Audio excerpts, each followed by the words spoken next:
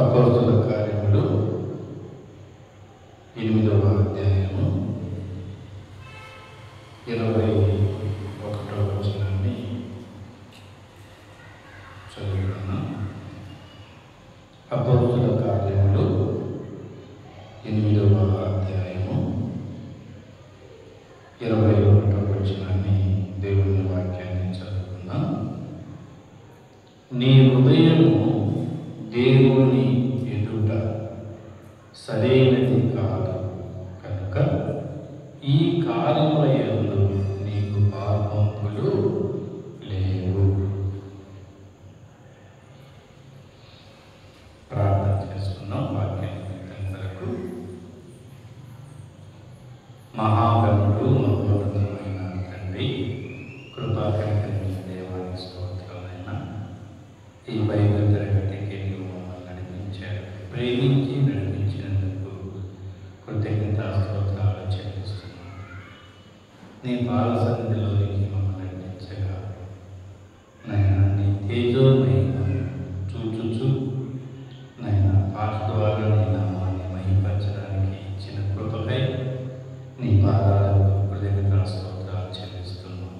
తండ్రి, మరి నాయన చేడు వచ్చిన సంఘముతోనూ నాయన మరి మైక్షేత్ర ద్వారా వింటున్న వారితో నాయన నీవు చక్కగా వారి హృదయాలు ఎరిగిన దేవుడు కాబట్టి ఏ హృదయానికి ఏ మాటలు అవసరమో చదివిన లేఖన భాగముల నుండి మా అందరి హృదయాలలో తెరువబడిన హృదయాలలో నాయన నీ నిత్య జీవ మాటలను మాకు అనుగ్రహించి సరిచేసుకుని నీ ఎదుట నీ ఘనమైన నామానికి సాక్షులుగా సాధనముగా నీ నామాన్ని మహిమపరిచి నమ్మకమైన వారముగా మమ్మల్ని ఆశ్రయించమని ఘనత మహిమ ప్రభావాలు మీకు సమర్పిస్తూ మా కొరకు ప్రాణం పెట్టి తిరిగి లేచిన యేసుక్రీస్తు ప్రభు నామములో కృతజ్ఞతాస్తోత్రాలు చెల్లించి ప్రార్థించి వేడుకొంచున్నాము. పరలోక తండ్రి, ఆమేన్.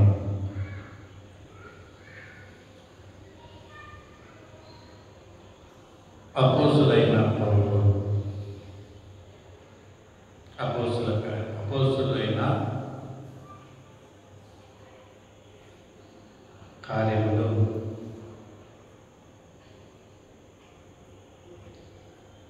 అపోస్తలులైన లూకా మరి లూకా సువార్త, అపోస్తలుల కార్యములు, వైద్యుడైన లూకా ఈ గ్రంథాలను రాశాడు. సంఘం యొక్క ప్రాముఖ్యత, సంఘం చేయవలసిన పనిని పరిశుద్ధులమైన మనము ఎలా సంఘం యొక్క పని కొరకు ఐక్యత కలిగి, ప్రేమ కలిగి, భారం కలిగి, బాధ్యత కలిగి, సమర్థవంతమైన సాక్ష్యం కలిగే జీవితంలో జీవించాలని, దేనికి భయపడకుండా, దిగులు పడుకోకుండా మన ముందున్న పని నిమిత్తం కొరకు, దేవుని పిలుపు కొరకు ధైర్యముగా సువార్త సత్యమును ప్రకటించాలని చాలా చక్కగా ఈ యొక్క 8వ అధ్యాయంలో తెలియజేశారు.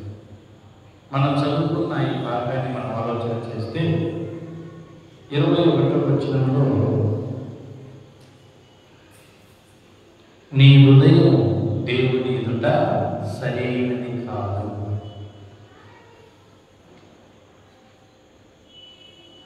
కనుక ఈ కార్యముల యందు నీకు పాల్పంపులు లేవు అని తెలియజేస్తుంది.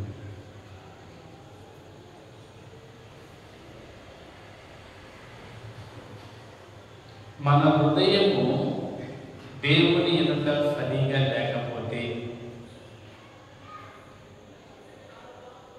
మనం చేసే దేవుని పనిలో పాల్గొంటున్నాం. దేవుని దృష్టికి అనుకూలంగా, ఆయన ఉద్దేశ ప్రకారంగా, ఆయన చిత్త ప్రకారంగా, ఆయన మహిమ కొరకు దేవుని చిత్తము నెరవేర్చడానికి కొరకు మన హృదయం దేవుని ఎదుట సరిగా ఉంటే, మనం చేస్తున్న ప్రతి పరిచయ, దేవుని సన్నిధిలో చేసే ప్రతి పని మనకు పాల్గొంటున్నాయి. లేకపోతే ఉండవు. ఆ విషయాన్ని మరి అపోస్తలుల కార్యక్రమంలో దేవుడు చాలా చక్కగా మనతో మాట్లాడుతూ ఉన్నారు. ఈ యొక్క 8వ అధ్యాయంలో మనం ఆలోచన చేస్తే 1 నుండి దగ్గర 40 వచనాలు ఉన్నాయి. ఈ 40 వచనాలలో సువార్త పని, సువార్త పని, దేవుని సువార్తను ప్రకటించిన వారు అనేది మనం చూస్తూ ఉన్నాం. 3 వ్యక్తులను ఈ యొక్క 8వ అధ్యాయంలో తెలియపరుస్తున్నారు. 3 వ్యక్తులు ప్రాముఖ్యంగా. మొదటి వ్యక్తి ఎవరు అని మనం ఆలోచన చేస్తే చూడండి, ఆ కాలంలో యెరూషలేములో సంఘమునకు గొప్ప హింస కలిగినందున అపోస్తలులు తప్ప అందరూ యూదయ సమర దేశములకు చెదిరిపోయింది. గొప్ప హింస కలిగినందువలన, సంఘంలో హింస కలిగినందువలన, ఆ కాలంలో నేడు సంఘానికి హింస కలుగుతూ ఉంది. ఆ కాలంలో హింస, ఈ కాలంలో హింస. ఆ కాలంలో మారు మనసు పొందమని, దేవుని రాజ్యమునకు వారసులు కమ్మని, నిర్దోష మార్గము తెలియజేసిన వారిని హింసిస్తున్నారు. నేటి కాలంలో కూడా చెడిపోయిన హృదయము, చెడిపోయిన మనసు, దేవునికి విరోధముగా జీవిస్తున్న జీవితం, మనసు మార్చుకొని మార్పు చెంది మనుషునిగా జీవించమని దేవుని ఉద్దేశాన్ని గురించి, దేవుని యొక్క ప్రేమను గురించి తెలియజేస్తూ ఉంటే నేను కూడా హింసిస్తున్నాను, అవమానపరుస్తున్నారు, నిందలు చేస్తున్నారు, ఎగతాళి చేస్తున్నారు. అయినను భయపడక, దిగులు చెందక, విచారించక, ధైర్యం కలిగిన వారై సువార్తను ప్రకటిస్తున్నారు. ఎంత గొప్ప విషయం చూడండి. ఆ పనిలో ఫిలిప్పు ఒకడు. రెండో వ్యక్తి మనం చూస్తే గారడీ సీమోను. ఎవరు? రెండో వ్యక్తి. మాయ మంత్రాలు చేసే గారడీ వాడు. పేరుకు ముందు ఎంత చక్కగా పేరు పంపిస్తున్నాడు. గారడీ వాడు.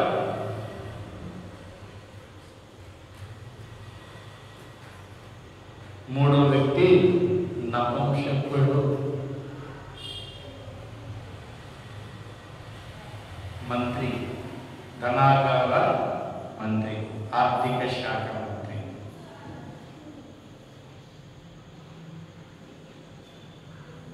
సువార్త పని నిమిత్తం కొరకు తన ప్రాణాలను తెగించిన ఫిలిప్పు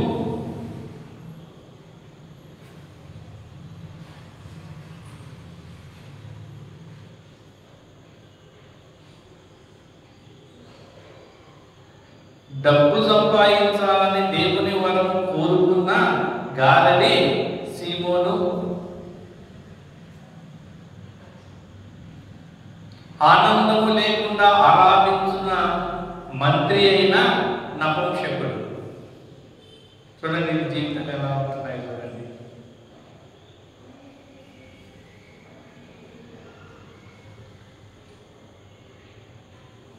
సిలువైబడిన యేసుక్రీస్తు ప్రభువును మానవ పాప పరిహార నిమిత్తం కొరకు చనిపోయిన క్రీస్తు ప్రభువును ప్రకటిస్తూ ప్రాణాలు తెగించి సువార్తను ప్రకటిస్తున్న ఫిలిప్పు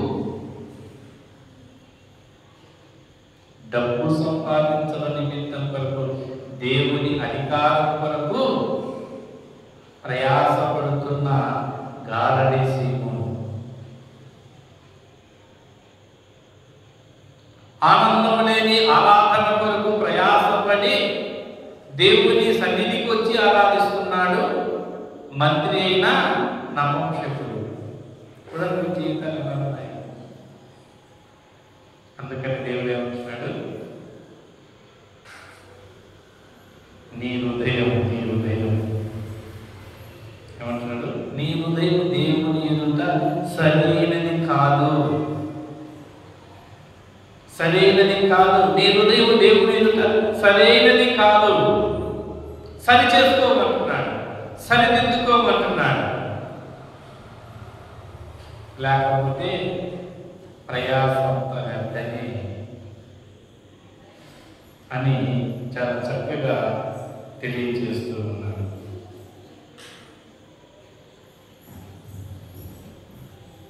ఆ కాలంలో ఉన్నాడు, నేటి కాలంలో కూడా అలాగనే ఉన్నాడు. కాబట్టి ఈ అధ్యాయంలో మనం చూస్తే ఈ ముగ్గురు వ్యక్తుల యొక్క జీవితాల గురించి మనం ఒకసారి పరిశీలన చేసుకుంటే,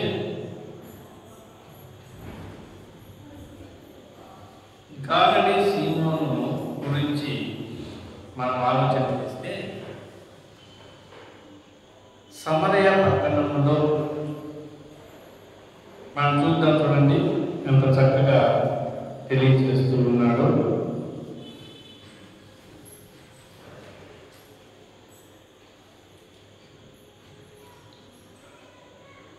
తొమ్మిదవ వచనంలో చాలా చక్కగా తెలియజేస్తున్నాడు. సీమోనను ఒక మనుషుడు లోపల ఆ పట్టణంలో గారడి చేయించు, తాను ఎవడో ఒక గొప్పవాడని చెప్పుకొనుచు సమరయ జనులను విభ్రాంతి పరుచుచుండెను. కొద్దివాడు మొదలుకొని గొప్పవారి మటుకు అందరూ దేవుని మహాశక్తి అనబడిన వాడు ఇతడే అని చెప్పుకొనుచు అతని యందు లక్ష్య పెట్టింది. అతడు బహుకాలము గారడి చేయించు వారిని విభ్రాంతి పరిచి నందున వారు అతని లక్ష్య పెట్టింది. చాలా చక్కగా అతని గురించి తెలియజేస్తున్నారు. రెండో మాట అతని గురించి ఎంత చక్కగా తెలియజేస్తున్నారు.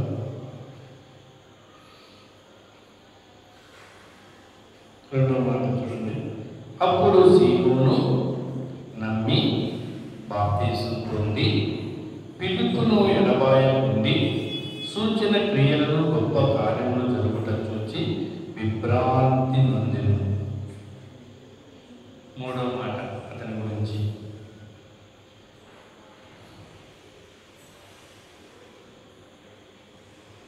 అప్పుడు పేతురును యోహాను వారి మీద చేతులు ఉంచగా వారు పరిశుద్ధాత్మను పొందితిరి.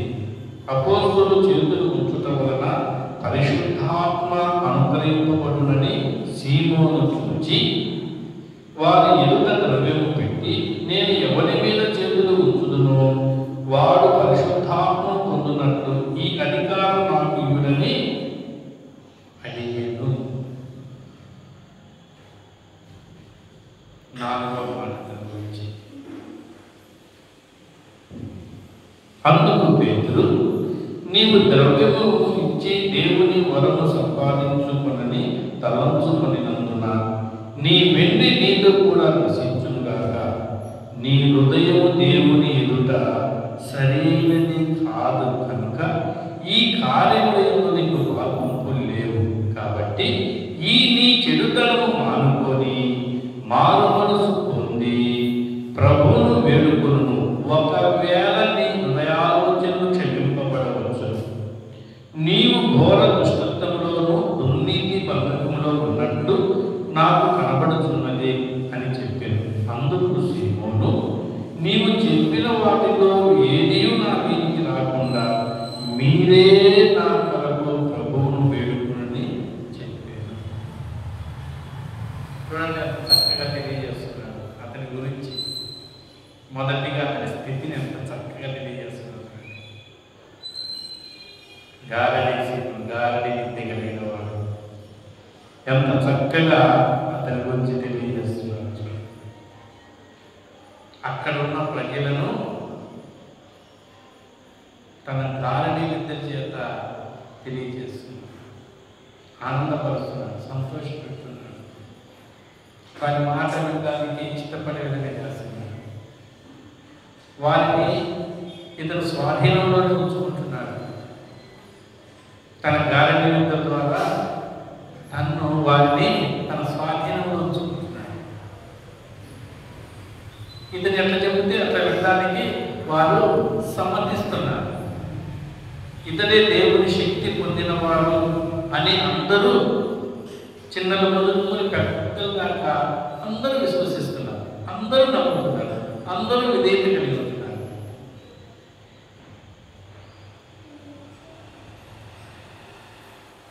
రెండో చూస్తే అతని జీవితము కొంత మార్పు చెందినట్టుగా చూస్తున్నాం. కొంత మార్పు చెందినట్టు. ఫిలిప్పు సువార్త ప్రకటించగా ఆ సువార్తను విని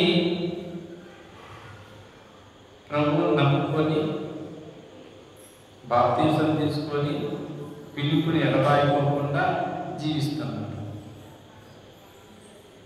చూడండి అంత చక్కగా. మూడోది చూస్తే తన హృదయంలో ఉన్నది ఏదైతే చెడు ఉన్నదో, ఏదైతే దేవుని యొక్క సరిగా లేకున్నదో దాన్ని బయలుపరుస్తున్నాడు దేవుడు.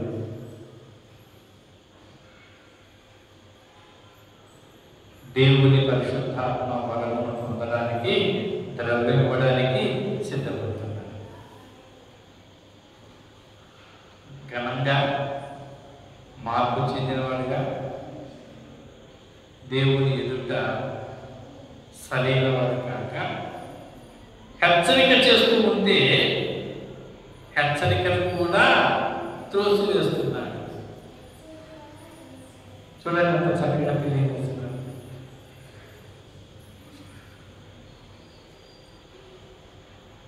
అసలు సమరయ పట్టణం యొక్క పరిస్థితి ఏంటి ఒకసారి మనం చూద్దాము.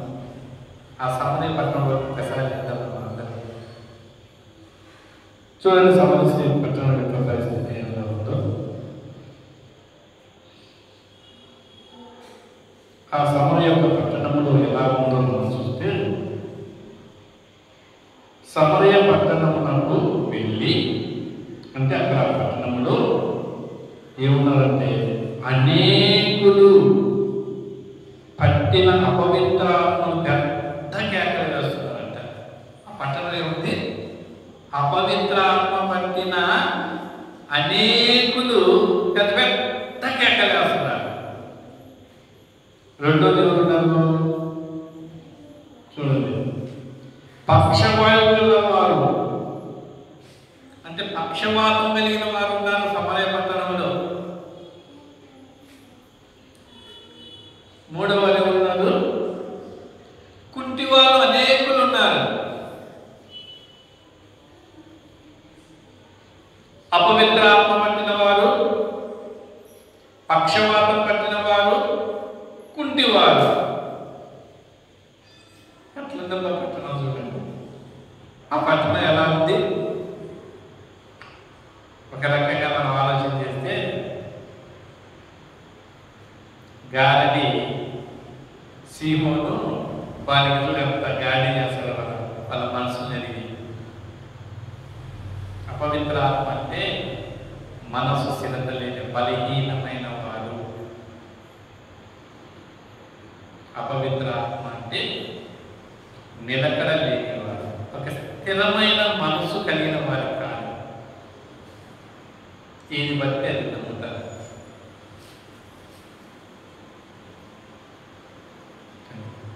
అంటే ఏది మంచి, ఏది చెడు, ఏది చేయాలి, ఏది చేయకూడదు వివేక జ్ఞానం లేకోకుండా మనుషులను ఇబ్బంది పరిచే రీతిలో, మనుషులను నష్టపరిచే రీతిగా, మనుషులకు ఇబ్బందులు కలిగించే విధంగా జీవించేవారు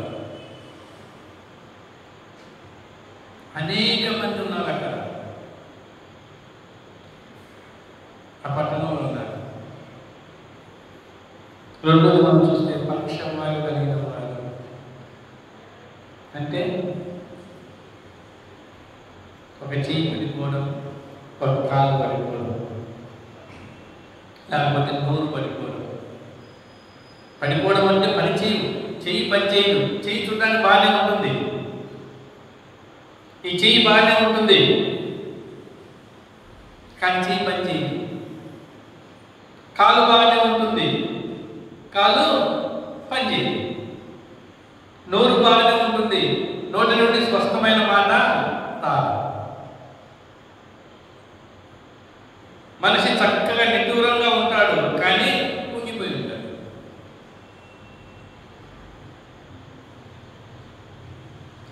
మూడో దృష్టిలో కుంటివారు, కాళ్ళు లేనివారు, చేతులు లేనివారు. వాళ్ళు ఎలా ఉంటారు? పరిస్థితి నిద్ర లేచిన చేతుల పరిస్థితి ఏంటి? ఒకరి మీద ఆధారపడి ఉంటారు. నిద్ర లేచిన ఎందుకన్నా ఈ జీవితం, ఎందుకు ఈ జీవితం, ఈ పుట్టి బ్రతుకేందుకు, ఈ పుట్టి బ్రతుకేందుకు, ఈ అంగవిహార బ్రతుకేందుకు, లోపం కలిగిన బ్రతుకేందుకు అని నా తల్లిదండ్రులు పాపం చేశారు, లేకపోతే మా పుట్టాతలు పాపం చేశారు, నాకు ఈ కళ పట్టిందని పూర్వీకులు తిట్టుకుంటూ ఉంటారు. లేకపోతే దేవుడు చెప్తా ఉంటాడు, వాళ్ళని శిక్షించగలను, శిక్షించాలి దేవుడు అని. వాళ్ళు చేసిన తప్పుకు మమ్మల్ని బలి చేసేది అని దేవుడు దూషిస్తూ ఉంటారు. చూడండి, పక్షవాయు కలిగిన వారు నోటి నుండి మాట్లాడాలి, ఎదురు చూస్తూ ఉంటారు. ఏమన్నా పాపం ఓర్పు కలిగిన మనసు కలిగి ఉంటారు. ఎందుకు? ఏమన్నా తింటది, ఏమన్నా తింటది. ఇప్పుడు ఉదాహరణకు నాకు శక్తి, బలం, ఆరోగ్యం,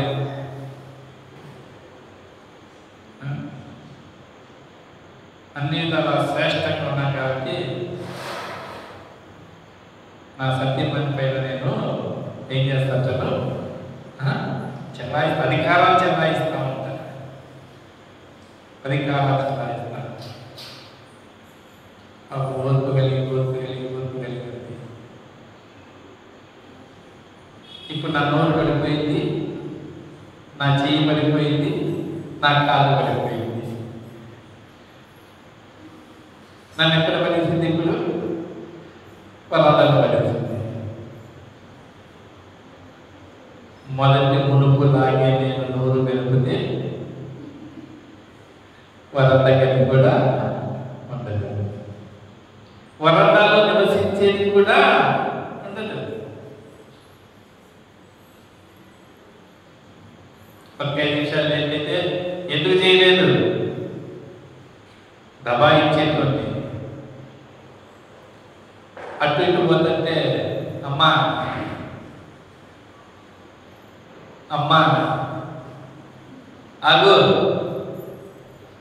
చిత్తం ఎంత వరకు ఆ ఓర్పు ఒకటి ఇప్పుడు పక్కన కూర్చుంది. వారి స్థితి అలా ఉంది. చూసేవా, ఖండమున్నా, బలమున్నా, బలమున్నా, ధనమున్నా, జ్ఞానమున్నా, విద్య ఉన్నా, అవయవాలు పని చేయకపోతే సున్నా. ఆ పట్టణ పరిస్థితి అండి. ఆ పట్టణంలో అటువంటి వారు ఉంటే వారి మధ్య ఇతను కార్యం చేస్తున్నాడు, మాయాలు చేస్తున్నాడు, మంత్రాలు చేస్తున్నాడు, ఇంద్రజాలాలు చేస్తున్నాడు, ఉన్న వాటిని లేని వాటిగా చూపిస్తున్నాడు, లేని వాటిని ఉన్న వాటిగా చూపిస్తున్నాడు. అబ్బా, ఇంత శక్తి కలిగిన వాడు దేవుని శక్తి అనుకుంటున్నారు, ఇతను గొప్పవాడు అనుకుంటున్నారు.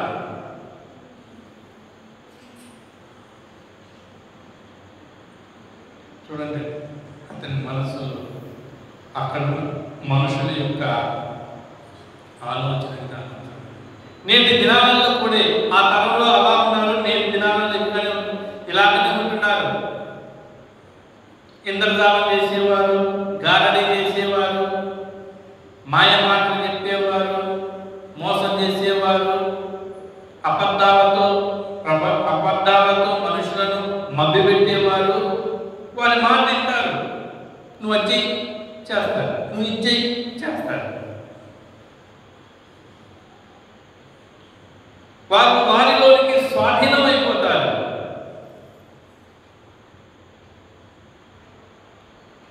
వారి మాటలకు వారు లోపడిపోతారు, స్వాధీనమైపోతారు. వారిని వారికి సమర్పించుకుంటారు. దాన్ని బట్టి వారు మన మీద అనేకమైన రీతిలలో మన జీవితాల మీద వారు ఆడుకుంటారు. వాళ్ళు ఆడుకుంటారు, ఆనందంగా వాడుకుంటారు. మనము ఆనందం లేక అల్లాడిపోతా ఉంటాం. చూడండి ఫ్రెండ్స్, వారు మనం ఆడుకుంటూ ఆనందంగా ఉంటారు, మనకు ఆనందం లేక అల్లాడిపోతూ ఉంటారు. ఈ సమయంలో దేవుని యొక్క మహాప్రేమ, దేవుని యొక్క మహాకృప, దేవుని యొక్క మహాకనికరం, దేవుని యొక్క శాశ్వతమైన ప్రేమను ఆ సమరయ పట్టణానికి,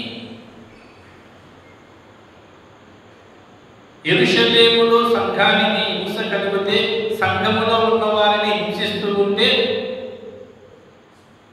సువార్త పని చేయకూడదు, దేవుని గురించి ప్రకటించకూడదు, దేవుని నామాన్ని ఉచ్చరించకూడదు, మరణాన్ని జయించిన యేసు క్రీస్తు ప్రభువును ప్రకటించకూడదు అని హింసిస్తే భయపడి సమరయ దేశానికి రాలేదు. భయపడి ప్రాణాలు కాపాడుకోవాలని సమరయ పట్టణానికి రాలేదు. ప్రాణం ఉంటే చాలే అని ప్రాణం కొరకు తీపి కలిగి, దాని ప్రాణం కొరకు ఆశ కలిగి సమరయ పట్టణానికి రాలేదు.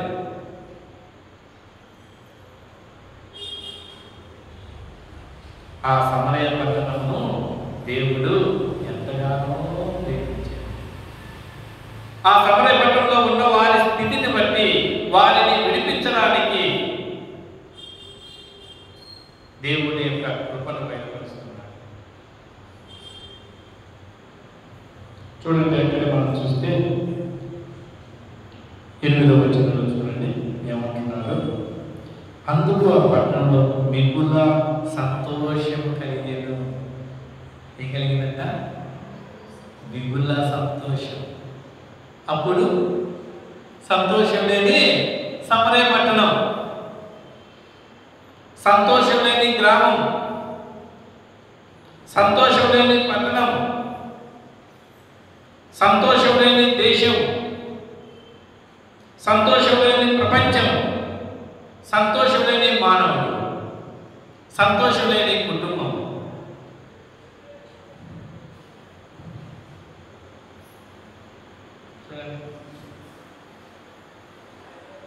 కేకలే, అరుపులే,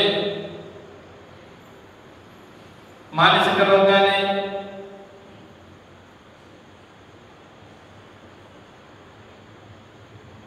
ఇటువంటి జీవితాలు కలిగిన వారికి దేవాది దేవుడు శాశ్వతమైన ప్రేమతో ప్రేమించిన సర్వాధికారి దేవుడు మానవ రూపంలో మానవుడిగా, దీనుడిగా, వ్యక్తుడిగా, ఏమీ లేనివాడుగా అందరి నిమిత్తం వరకు ప్రాణం పెట్టడానికి, పాపలను ప్రేమించి పరిశుద్ధులుగా చేయడానికి అమూల్యమైన రక్తంను చిందించి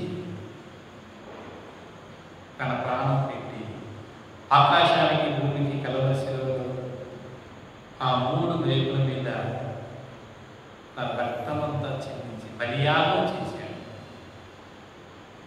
బలియాగం చేసిన క్రీస్తు ప్రభు ఆయన గురించి సమరయ పట్టణంలో ప్రకటించడానికి పిలుపు వచ్చాడు. పిలుపు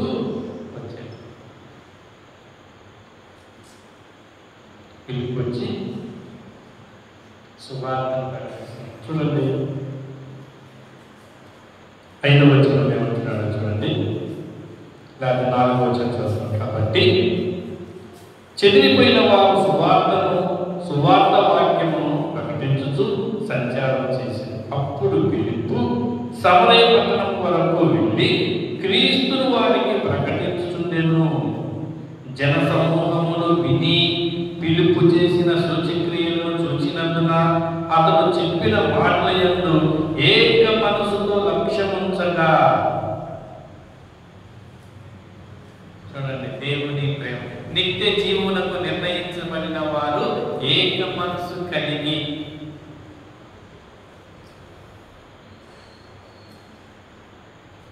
దేవుని పిల్లలుగా,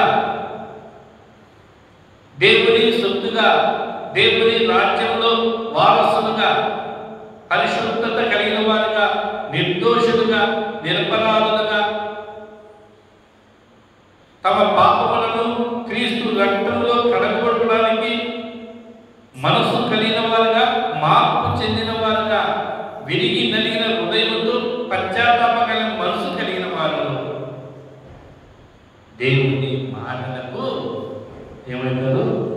ఏక మనస్సుతో లక్ష్యం ఉంచుతారు.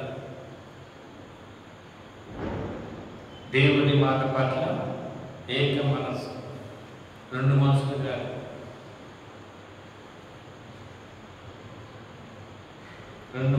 ఒకే మనసు, స్థిరమైన మనసు, నిలబడగలిగిన మనసు. మాట వింటే కలిగింది. చూడండి చక్కగా తెలియజేస్తున్నాను. అనేకులకు పట్టిన అపవిత్రాత్మలు పెద్ద కేకలు వేసి వారిని వదిలిపోయేను.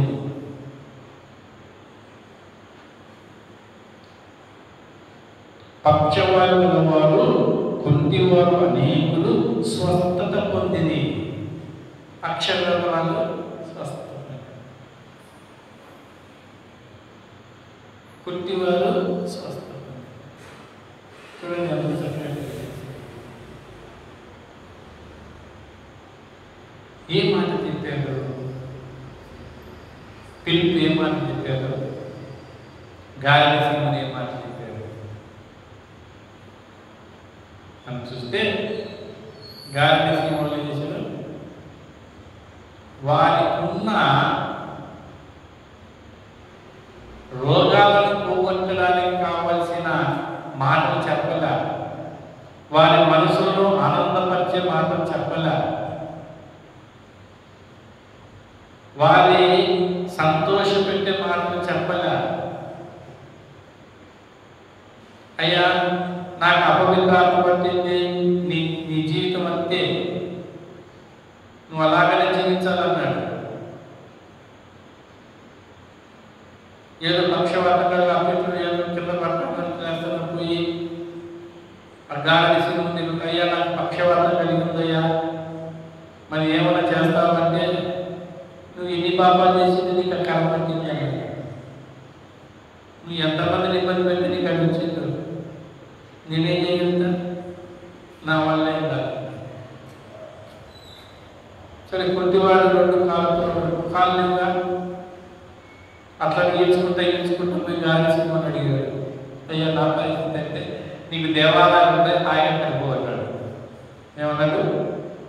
దేవాలయాలు ఉన్నాయి, ఆయన కూర్చోగట్ట మీద చాలు, నీ జీవితం ఎలా వస్తుంది అన్నాడు. చూడండి,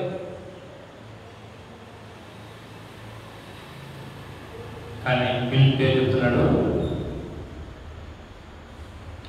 అంత చక్కగా చెప్తున్నాడు. పిలుపు 12వ వచనంలో చెప్తున్నాడు, పిలుపు దేవుని రాజ్యమును గురించి యేసుక్రీస్తు ప్రభువు నామమును గురించి సువార్తను ప్రకటించుతుండగా, దైవరాజ్యమును గురించి మీ కొరకు సిలువేయబడిన యేసుక్రీస్తు ప్రభువును గురించి వారితో తెలియజేస్తుండగా వారి మనసును తిరుగుబడింది, వారి హృదయాలు తిరుగుబడ్డాయి. చూడండి చక్కగా చెప్తున్నాడు. సామెతల గ్రంథము 13:17 చదవండి. సామెతలు 13:17 చదవండి తీసిన వారు.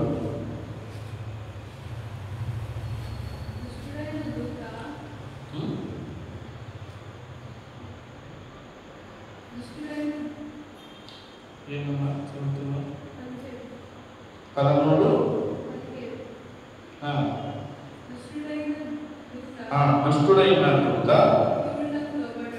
కీడుకు లోబడును, నమ్మకమైన రాయబారి ఔషధము వంటి వాడు.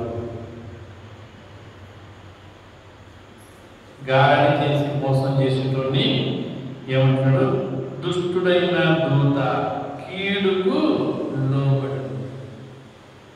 కీడులో ఉంటారు కానీ నమ్మకమైన రాయబారి ఎటువంటిడు? ఔషధం వంటి వాడు. ఇప్పుడు ఎవరు?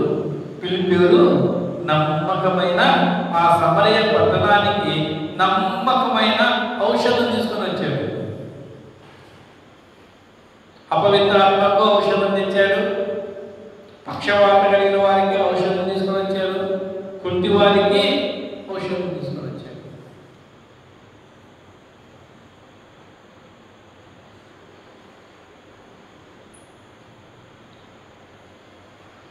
మన పిల్లలకి బాగా లేకుండా ఉంటుంది, బాగా లేకుంటే కంగారు పడుతున్నాను అనుకోండి, మనం కూడా చూసి అమ్మో ఏంటి జరిగింది, ఎంత జరిగిందమ్మా, అయ్యో ఎంత ప్రమాదం అన్నామనుకో, వాళ్ళు ఏమంటారు? ఇంకా ఎక్కువగా భయం కలుగుతుంది.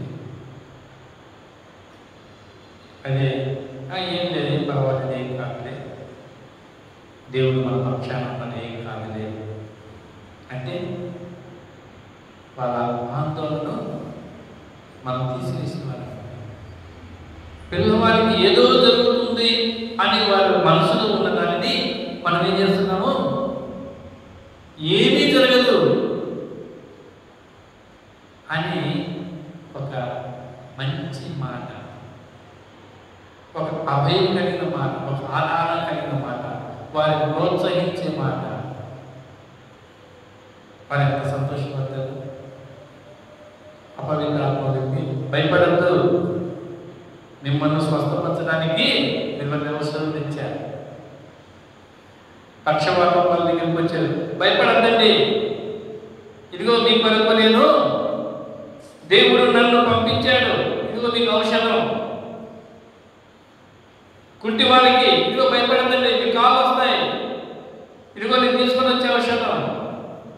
అయితే అంటున్నాడు, అయితే చూడండి ఎంత చక్కగా చెప్తున్నాడు. కీర్తనలు 38వ కీర్తనలు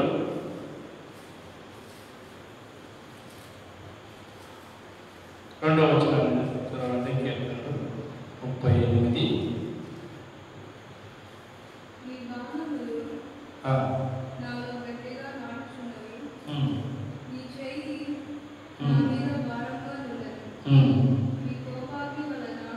నీ కోపాగ్ని వలన ఆరోగ్యము నా శరీరమును విడిచిపోయేను. నా పాపమును బట్టి నా ఎముకలలో స్వస్థత లేదు. చాలు. ఎంత చక్కగా చెప్తున్నాడు పిలుపు వారికి వచ్చి. అయ్యా, కోపాగ్ని వలన ఏమవుతుంది?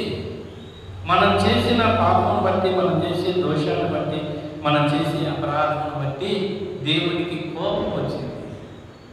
ఆ కోపం బట్టి మీరు ఏం లేదు, ఆరోగ్యము మీ శరీరంలో నుండి విడిచిపోయింది. భయపడద్దండి. దేవుని కోపము నుండి ఆయన కోపాన్ని మళ్లించాలంటే మనం ఏం చేయాలి? ఆయన ఉగ్రత నుండి మనం తప్పించుకోవాలంటే ఏం చేయాలి? మానవ మనసు పొందాలి, మనసు మార్చుకోవాలి, మార్పు చెందాలి. విరిగి నలిగిన మనసుతో దేవుని మాట వినాలి. వింటే ఆరోగ్యం కలిగిన శరీరములో నుండి ఏ విధంగా అనారోగ్యమునకు వెళ్ళిపోయిందో, ఆరోగ్యం శరీరంలోని ఎలా వెళ్ళిపోయిందో తిరిగి మళ్ళీ అలాగనే ఆ ఆరోగ్యాన్ని మళ్ళీ మీ శరీరంలో ఉంచుతాడు.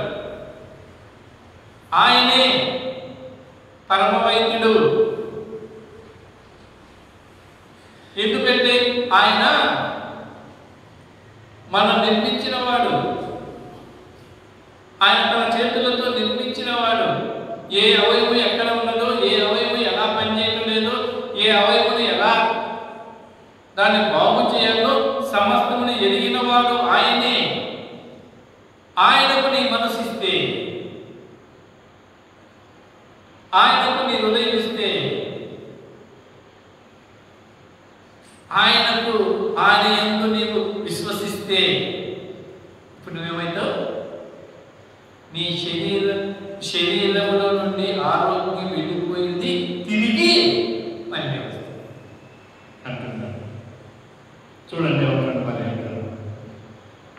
నా మూర్ఖత వల్ల కలిగిన నా గాయములు దుర్వాసన గలవై. దుర్వాసన నా మూర్ఖత వలన కలిగిన గాయాలు.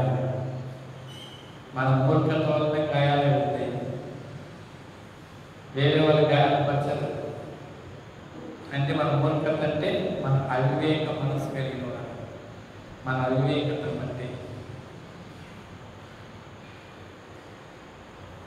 మన అవివేకత బట్టే మనకు గాయాలు అవుతాయి. కాబట్టి చాలా చక్కగా తెలియజేసుకున్నాను. కాబట్టి మీరు బాధపడతండి, దేవుడు నన్ను పంపించినందుకే. ఎందుకు తెలుసా? చూడండి ఏమంటాడు, దేవుని రాజ్యంలో ఏముంటుందో చూడండి, దైవ రాజ్యంలో ఏముంటాయో చూడండి. ఈ సమరయ పట్టణంలో ఏమున్నదో, దేవుని రాజ్యంలో ఏమున్నదో చూడండి అని తెలియజేస్తున్నాను.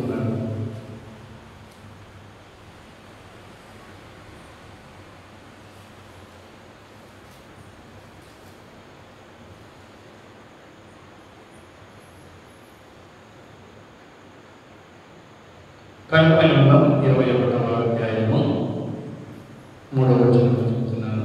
అప్పుడు ఇదిగో దేవుని నివాసం మనుషులతో కూడా ఉన్నది. ఆయన వారితో కాపురముండును, వారు ఆయన ప్రజలై ఉందురు. దేవుడు తానే వారికి దేవుడై ఉండి వారికి తోడై ఉండడు. ఆయన వారి కన్నులు బట్టి భాష పిల్లను తుడిచివేయును. మరణం ఇక ఉండదు, దుఃఖమైనను ఉండదు, ఏడుపైనను ఉండదు, వేదనైనను ఉండదు. ఇది దేవుని రాజ్యం. ఇక్కడ ఏముంది? కేకలు, అరుపులున్నాయి, ఏడుపు ఉంది, దుఃఖం ఉంది, అన్నీ ఉన్నాయి. వేదన ఉంది, మరణం ఉంది. ఇంకుండవు. దేవుని రాజ్యంలో అయి ఉండవు. దేవుని రాజ్యంలో అయి ఉండవు. దేవుని రాజ్యంలో ఎప్పుడు సంతోషం, సంతోషం, సంతోషం, సమాధానం, నెమ్మది. దేవుని రాజ్యంలో ఎప్పుడు సంతోషమే. సజీవులు నివసించేవారు. దేవుని రాజ్యంలో పరిశుద్ధులు నివసించేవారు. పాపులు కాదు, గాలిని చేసేవారు కాదు, మోసం చేసేవారు కాదు, అన్యాయం చేసేవారు కాదు, అక్రమం చేసేవారు కాదు. ఎవరు? పరిశుద్ధులు, మార్పు చెందిన వారు. దేవుని రాజ్యంలో దేవుని కొరకు జీవించేవారు మాత్రమే ఉంటారు. దేవుడు మీ కొరకు ఏదైతే రక్షణ నిమిత్తం కొరకు సిద్ధపరిచారో ఆ రక్షకుని మీరు ఎరుగుతే చాలు, ఆ విమోచకుని మీరు తెలుసుకుంటే చాలు, ఆ రక్షకుని మీ హృదయంలో ప్రతిష్ఠించుకుంటే చాలు, ఆ రక్షకుడు చెప్పిన మాట ప్రకారంగా జీవిస్తే చాలు. ఆయన నీ కొరకు కలవలసిన బలైపోయాడు. నీ ఆత్మ, అపవిత్రమైన ఆత్మను ఇప్పుడు ఏం చేసేదైనా అపవిత్రత తీసేసి పవిత్రత ఉంచాడు. ఆ అపవిత్రతను తొలగించాడు, గద్దించాడు. ఇప్పుడు ఏం చేస్తున్నాడు? పవిత్రమైన ఆత్మనిచ్చాడు.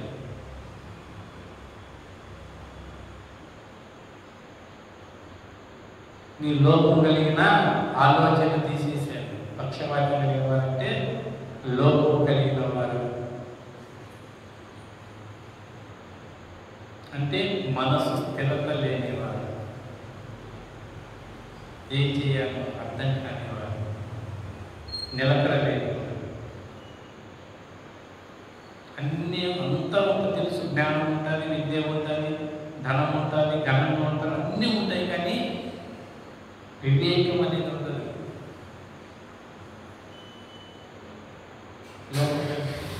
తెలుసుకోలేని వారు,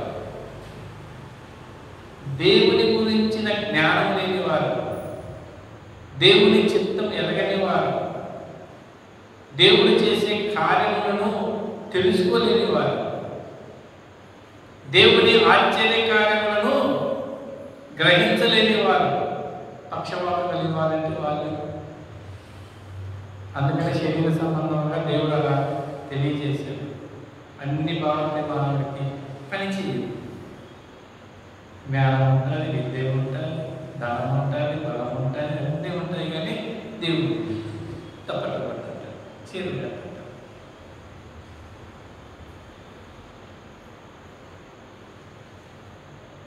దేవుడు తెలియదు. దానియేలు మహారాజు తెలియజేస్తున్నాడు, దేవుని గురించి తెలుసుకోవాలంటే ఆకాశం వైపు చూడు చాలన్నాడు. పండుకొని ఆకాశం వైపు చూడు, నక్షత్రములు చూడండి, చంద్రుని చూడండి, ఆకాశాన్ని చూడండి. అవి ఎలా ఉంటున్నాయో ఒక్కసారి గమనించు. దేవుడు ఉన్నాడు, ఆయన శక్తి కలిగిన దేవుడు అంటూ నీ నిర్మాణాన్ని ఒకసారి చూసుకో. నీ నిర్మాణాన్ని ఒకసారి చూసుకో. దేవుడు ఎంత ఆశ్చర్యకరుడు, ఎంత శక్తి కలిగిన వాడు. కళ్ళు, ముక్కు, చెవులు, వెంట్రుకలు చూడండి. ఈ రూపానికి నల్ల ఎముకలు దేవుడు పెట్టారు, తెల్ల ఎముకలు పెట్టచ్చు కదా.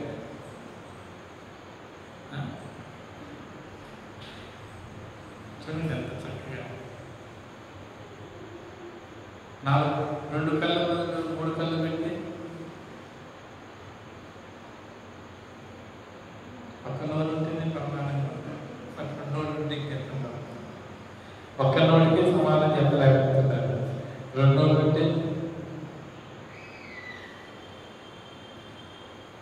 మానవుడి నిర్మాణంలో మానవుడు ఏ విధంగా ఉంటే చక్కగా ఉంటాడు, సౌందర్యంగా ఉంటాడు, చూడముచ్చటిగా ఉంటాడు దేవుడు తెలుసు. కాబట్టి ప్రతి అవయవం ఎలా పనిచేయాలో, ప్రతి అవయానికి దేవుడు ఎలా ఆజ్ఞ ఇచ్చాడు, ఆ ఆజ్ఞ ప్రకారంగా ఎలా పనిచేస్తున్నాయో మనము వేరే వాళ్ళు చెప్తే తెలుసుకొని మారుమోసుకున్న అవసరం లేదు.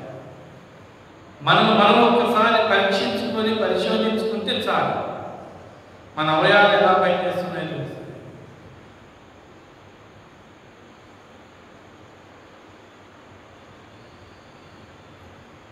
బియ్యం కడిగి ఇసులు పెట్టి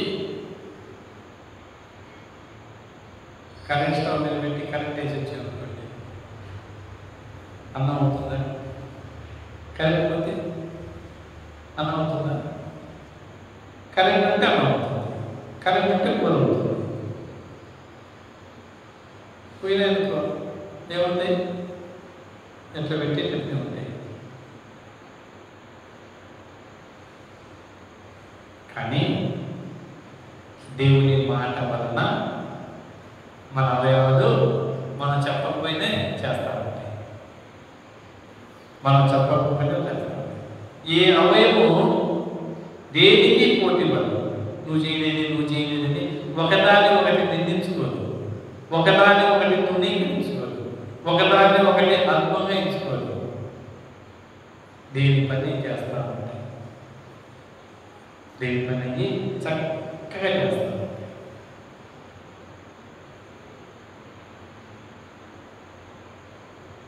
అయ్యా అందు నిమిత్తమయ్యా దేవుడు నీ కొరకు నా కొరకు మనందరి కొరకు వచ్చాయి. నువ్వు దైవరాజ్యంలో కావాలా, ఈ లోక రాజ్యం కావాలా? దేవుడు కలిగిన ప్రజగా ఉంటావా, దేవుడు లేని ప్రజగా ఉంటావా? దేవుడు నీకు తోడై ఉండడం మంచిదా, దేవుడు తోడు లేకుండా జీవిస్తావా అని ఆ పవిత్రమైన పట్టణానికి, ఆ పక్షవాళ్ళ వారికి, ఆ కుంటి వారికి చెప్తే వారు ఏం చేశారు? అయ్యా మాకెవరు కావాలి? యేసుడు కావాలి. మేము దేవుని రాజ్యంలో ఉండాలి, మేము దేవుడితో సదాకాలం ఉండాలి. మేము మనసు మార్చుకుంటున్నాం. ఇన్నాళ్ళు మా మనసులో మా జీవితాల గురించి మేము వేదన పడ్డాం, ఇప్పుడు మాకు ఆ వేదన పోయింది. మాకు నెమ్మది లేదు మా జీవితానికి, ఇప్పుడు మాకు నెమ్మది కలిగింది. నిజంగా దేవుడు ఇంత మేలు చేశాడు. మా కొలుపైన పరలోకంలో ఉండవలసిన దేవుడు ఈ సమరయ పట్టణానికి వచ్చాడు. ఈ సమరయ పట్టణంలో నా అవయవులు తాకి నన్ను బాగు చేస్తున్నాడు. నా కాలు లేకపోతే మొండి కాలు పట్టుకొని కాలు ఇస్తున్నాడా అని చూసుకుంటే ఏం చేస్తున్నాడు? ప్రార్థన చేయగా, యేసు క్రీస్తు ప్రభు నామములో ప్రార్థన చేయగా, అయ్యా వీళ్ళు మారుమనసు పొందుతున్నారు, పశ్చాత్తాప హృదయంతో నిన్ను సేవించడానికి, నిన్ను పూజించడానికి, నిన్ను ఆరాధించడానికి, నీ నామం కొరకు జీవించడానికి, అనేకులకు ప్రత్యేక సాక్ష్యంగా ఉండడానికి వారి మనసు మార్చుకొని పాదసన్నిధిలో సాగిలపడ్డారు. క్షమించి మీరు లోపములను తొలగించి నీ రూపములో, నీ పోలికలో నీ కొరకు జీవించే మనుషులుగా వీరిని స్వస్థపరచమనేది దిలీపు వలగా దేవుడు వారిని ఏం చేశాడు? ఆ మునపటి వలె వారి హృదయంలో సంతోషంతో ఆనందం కలిగి దేవుని సన్నిధికి ఇచ్చినవారు, దేవుని ఆరాధించేవారు, దేవుని పూజించేవారు, దేవుని కొరకు నడిచేవారు, అనేకుల కొరకును నడిపించేవారు. ఏ విధంగా వారి హృదయాలు మార్పు చెందాయో ఎదుటి వారి హృదయాన్ని మార్చగలడానికి క్రీస్తును ప్రకటించేవారయ్యారు. నీవు నేను మన అందరము శిలువైబడిన యేసుక్రీస్తు ప్రకటించడానికి కాబట్టి నీ హృదయం ఎలా ఉన్నది దేవుని ఎదుట, నీ నా హృదయం దేవుని ఎదుట ఎలా ఉంది? దేవుని ఎదుట నీ హృదయం ఎలా ఉంది? సరి చేసుకుంటుందేమో, సరి చేసుకోకుండా గాలి హృదయము సరి చేసుకునే హృదయం లేదు. మరి ఆ సమయ పట్టణంలో ఉన్నవారు సరి చేసుకున్న హృదయాలు. మన కుటుంబంలో మన హృదయం సరి చేసుకున్న హృదయమా, సరి చేసుకున్న జీవితమా, సరి చేసే హృదయమా, సరిదిద్దే హృదయమా?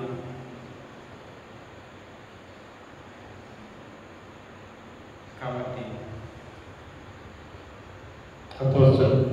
అపోస్తలుడు అయిన లూకా భక్తుడు అపోస్తల కార్యక్రమంలో చాలా చక్కగా తెలియజేసి నీ హృదయం దేవుని సరైనది కాదు.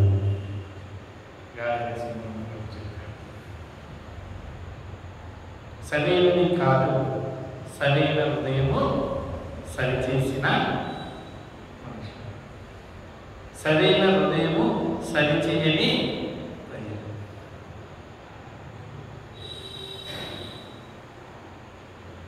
కాబట్టి మనం సరిచేసేవారు, మన హృదయం దేవుని ఎదుట సరి చేసుకునే హృదయం, సరిచేసే హృదయం దేవుడు మనకు బహుగా దీవిస్తాడు. దేవుడి మార్గం అక్కడకు దీవించుకుంటాం. ప్రారంభించుకున్నాం. సర్వకృపాని మా తండ్రి, సర్వాధికారి దేవాన్ని పాదాలకు స్తోత్రమైన చక్కగా నాయన మాతో మాట్లాడి మేము ఎలా నీ ఎదురుగా ఉండాలో కావాల్సిన హెచ్చరికమైన మాటలను చదువు నీవు మాకు అనుగ్రహించినందుకు పాదాలకు స్తోత్రం చేస్తున్నాను. నాయన సరి చేసుకొని సరిదిద్దుకోవాలి. నాయన నీ ఎదుట మేము తోడుపడి బలాత్మకమైన దాసులు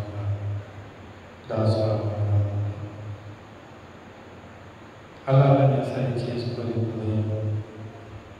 చెడ్డ దాసులు ఈ కొంచెంలో నమ్మకంగా లేవి నాయన.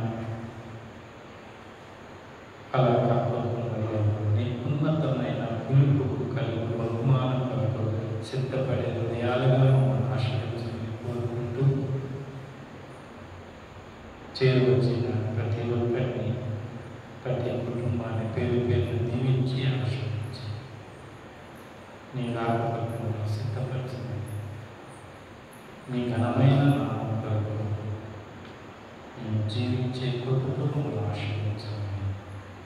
రక్షకుడు ప్రాణుడు మోచకుడు మా కొరకు ప్రాణం పెట్టి తిరిగి లేచిన యేసుక్రీస్తు ప్రభు సమానమైన నామంలో కృతజ్ఞతాస్తుతులు చెల్లించి ప్రార్థించి వేడుకొనుచున్నాం మా పరలోక